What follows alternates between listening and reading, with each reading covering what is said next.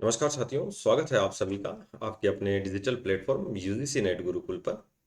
Students, आज के video की शुरुआत से पहले दो बातें मैं आप लोगों से कहना चाहूँगा कि राह संघर्ष की जो चलता है वही संसार को बदलता है। जिसने रातों से जंग जीती है वही सुबह सूर्य बनकर चमकता है। जी हाँ स्टूडेंट्स, आज हम बात करने वाले हैं एक गंभीर मुद्दे पर, जिसको असिस्टेंट प्रोफेसर वैकेंसी को लेकर जो आजकल चल रहा है, जिसमें शिक्षक सहायक के रूप में इस वैकेंसी को किया जा रहा है। और जैसा कि आप लोगों को पता भी है, 3,540 पदों पर ये वैकेंसी होने वाली है और 5 वर्ष की संविदा और 28,000 पेमेंट इसमें दिया जाएगा। हालांकि इस भर्ती को लेकर काफ़ी विरोध हो रहा है और कर्मचारी चयन बोर्ड भी अभी इसकी जांच करवा रहा है। हालांकि कर्मचारी चयन बोर्ड के पास आदेश आ चुका है भर्ती करवाने का, लेकिन क्या कर्मचारी चयन बोर्ड इसका जो है वो एग्जाम कंडक्ट करवा सकता है, उसको लेकर भी अभी असमंजस है। और अभी फाइनल जो है वो डिसीजन बाकी है, क्योंकि कर्मचारी चयन बोर्ड का कहना है कि उनका असिस्टेंट प्रोफेसर वैकेंसी को लेकर उनके पास पावर नहीं है। लेकिन ये जो भर्ती है ये संविदा भर्ती है और इसमें शिक्षक सहायक के रूप में जो है वो भर्ती की जाएगी। तो इसलिए सरकार कह रही है कि कर्मचारी चयन बोर्ड ही इस वैकेंसी को करवाएगा।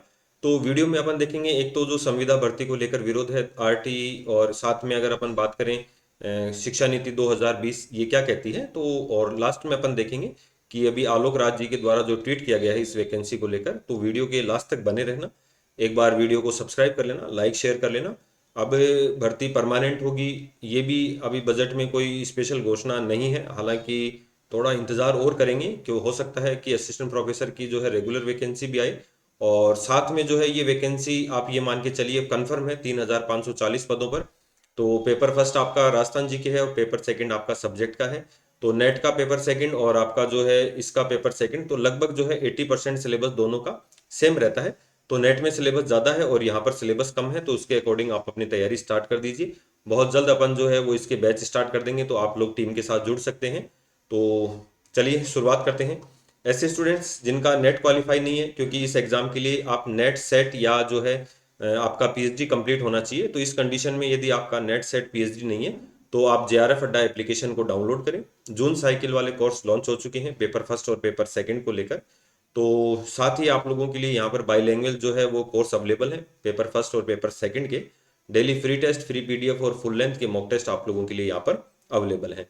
तो एक तो देखिए, अपन जो आज चर्चा करेंगे ये अखबार की एक न्यूज़ थी, इसको लेकर मैं थोड़ी सी चर्चा करूंगा। और हम सब भी इसके थोड़े से विरोध में हैं, क्योंकि एनईपी 2020 है ये भी कहती है। और देखिए, असिस्टेंट प्रोफेसर बनना एक विद्यार्थी का बहुत बड़ा सपना है। और ऐसा शिक्षक जो इतने बड़े लेवल पर पढ़ाएगा, तो संविदा भर्ती और कम वेतनमान में जो है सरकार एक मजदूर के रूप में कार्य करवाना चाहती है। इसको लेकर जो है वो सभी विरोध कर रहे हैं। और इसके लिए जो अभी विद्या संबल के शिक्षक हैं इनके द्वारा भी काफी बड़ा विरोध किया गया है। सरकार को, प्रधानमंत्री को, सबको जो है इसको लेकर पत्र लिखे गए हैं, उनको ज्ञापन दिया गया है। ठीक है, तो इसकी कमेटियां वगैरह बन चुकी हैं, ये आपको मैं कंफर्म बता रहा हूँ इस चीज़ को लेकर। और क्योंकि मैं कहीं ना कहीं इन शिक्षकों के साथ जुड़ा हुआ हूँ, तो ये आप लोगों के लिए अच्छा बेनिफिट रहेगा कि वास्तव में इस भर्ती के अंदर लेकर क्या चल रहा है। तो उसकी पल पल की जो है अपन रिपोर्ट इस वीडियोज के माध्यम से अपन देखते रहेंगे। तो देखिए, जो भास्कर की ये न्यूज़ थी कि शिक्षक विरोध में बोले नियमित भर्ती करे सरकार। और एक जो अभ्यर्थी है, एक छात्र है, वो भी कहीं ना कहीं यही चाहता है कि ये जो वैकेंसी हो ये परमानेंट वैकेंसी हो। तो दो वैकेंसियां अभी कर्मचारी चयन बोर्ड को दी गई हैं, असिस्टेंट प्रोफेसर और मंत्रालय कर्मचारी। तो दोनों संविदा पर आधारित हैं। तो चयन बोर्ड ने इसको लेकर कहा कि ये हमारे दायरे से बाहर है। तो कर्मचारी चयन बोर्ड को सरकार की अनुमति का इंतजार। हालांकि सरकार के पास ये जो है ये अभ्यर्थना पहुंच चुकी है, ये कन्फर्म है। ठीक है, तो सरकारी कॉलेजों में चयन होने वाले असिस्टेंट प्रोफेसर और मंत्रालय कर्मचारी जो अशैक्षणिक है की संविदा भर्ती पर संकट खड़ा हो गया। उच्च शिक्षा विभाग ने इन पदों पर भर्ती के लिए राजस्थान कर्मचारी चयन बोर्ड को अभ्यर्थना भेजी है। ठीक है, तो ये आप कंफर्म मान के चलिए कि कर्मचारी चयन बोर्ड को के पास जो है यहाँ पर अभ्यर्थना पहुंच चुकी है। और यदि कोई ज्यादा समस्या नहीं हुई तो नोटिफिकेशन आ जाएगा। ठीक है, तो आप लोग जो है इस असमंजस में मत रहना कि परमानेंट आएगी या क्या होगा। आप अपनी तैयारी स्टार्ट कर दीजिए, जो भी होगा वो बाद में देखेंगे। उसका जो भी, चाहे परमानेंट आए तो उसमें भी वो सिलेबस काम आएगा, और ये आती है तो इसमें भी काम आएगा। ठीक है, तो बोर्ड अभ्यर्थनाओं का परीक्षण करा रहा है और सामने आ रहा है कि असिस्टेंट प्रोफेसर की भर्ती का उनके पास अधिकार नहीं है।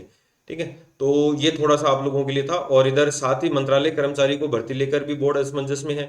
और संविदा भर्ती का भी विरोध शुरू हो गया। शिक्षकों ने विरोध में प्रधानमंत्री और मुख्यमंत्री को ज्ञापन भेजा है। और जो नई शिक्षा नीति 2020 के अनुकूल नहीं है, सरकार को चाहिए कि यहाँ पर वो नियमित वैकेंसी का जो है वो लागू करे।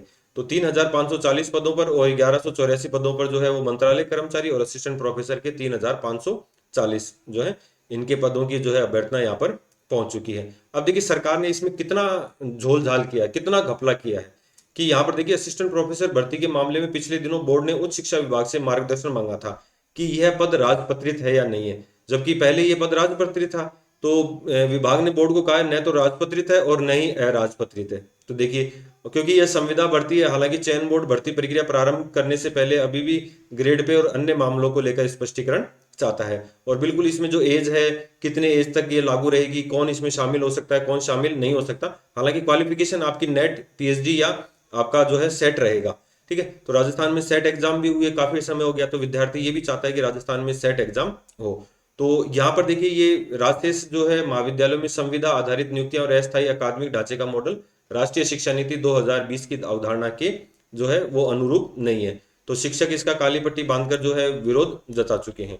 वहीं आलोक राज जी ने जो कहा है कि उनके पास जो है इसकी अभ्यर्थना मिल चुकी है। तो इस मामले में सरकार के जो है दिशा निर्देश वो देख रहे हैं।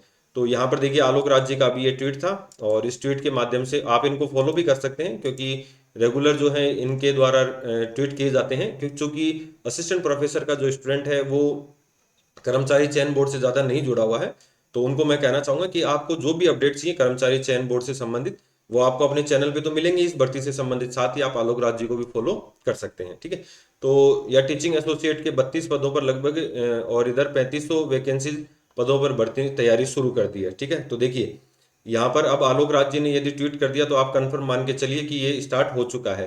कुछ फॉर्मेलिटीज पूरी करनी होती हैं इन तरह के पदों के लिए, और आयुष अधिकारियों का एग्जाम हम पिछले महीने करवा चुके हैं।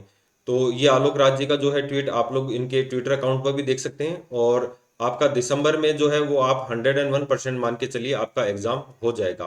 ठीक है, तो आप इसके अकॉर्डिंग जो है अपनी तैयारी स्टार्ट कर दीजिए, और बहुत जल्द आप लोगों के लिए इसका जो नोटिफिकेशन भी आ जाएगा और क्या क्या रूल्स रेगुलेशन रहेंगे वो भी आ जाएगा। हालांकि हमारा आज भी यही है, विरोध जारी है। एक विद्यार्थी हित में हम ये मानते हैं कि जो है असिस्टेंट प्रोफेसर के पदों पर वैकेंसी आनी चाहिए, क्योंकि विद्यार्थी नेट की तैयारी करता है, पीएचडी करता है, और इतने लंबे समय बाद विद्यार्थी को क्या मिलता है, 28,500 रुपये।